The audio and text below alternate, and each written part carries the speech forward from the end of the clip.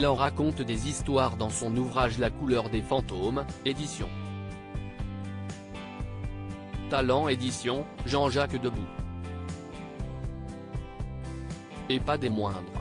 Très proche de nombreuses stars qui ont marqué l'époque Yé, le mari de Chantal Goya rapporte le récit de quelques-unes de leurs folles aventures au fil du temps. Ainsi, on découvre non seulement que Jean-Jacques Debout a aimé une femme un peu allumée en commun avec Grishka Bogdanov, mais aussi des anecdotes relatées dans cet ouvrage qui ne concernent pas seulement le compositeur. Il revient ainsi sur de nombreuses histoires d'amour de certaines légendes de cette époque.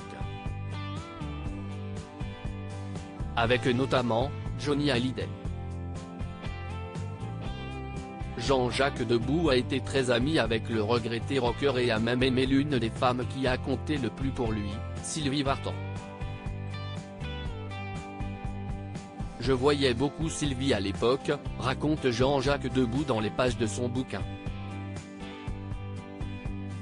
J'avais eu un coup de foudre pour elle. Johnny, au contraire, ne manquait pas de dire un mot désagréable sur elle dès qu'il en avait l'occasion. Il ne se gênait pas. Finalement, si est bel et bien l'interprète de Que je t'aime qui formera avec la chanteuse le couple si mythique de ces années Yéyé. Mais tout au long de sa vie sentimentale, Johnny Hallyday n'a pas connu que Sylvie Vartan, mère de son fils David Hallyday. Cette danseuse du Crazy Horse qui les rendait tout fous. S'il y a bien sûr une Nathalie Baye, Adeline Blondiot et bien sûr Laetitia Hallyday, une autre jeune femme qui a partagé la vie du rocker et bien moins connue. Pourtant, celle-ci a également eu une aventure avec une autre véritable star, Jean-Paul Belmondo. À la fin des années 1970, Johnny habite la maison de gardien du Moulin aux Corbeaux, où vivaient à l'époque Belmondo et Ursula Andress. Il y est très heureux avec Rosa Fumetto, une superbe jeune femme d'origine italienne qui est danseuse au Crazy Horse Saloon.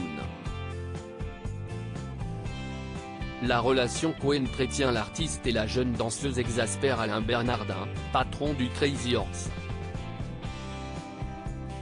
Il menaçait même de la virer, à en croire les propos de Jean-Jacques Debout.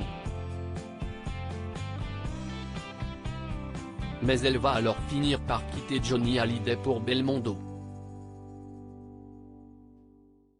Quant à Bernardin, on apprend qu'il a fini par se suicider.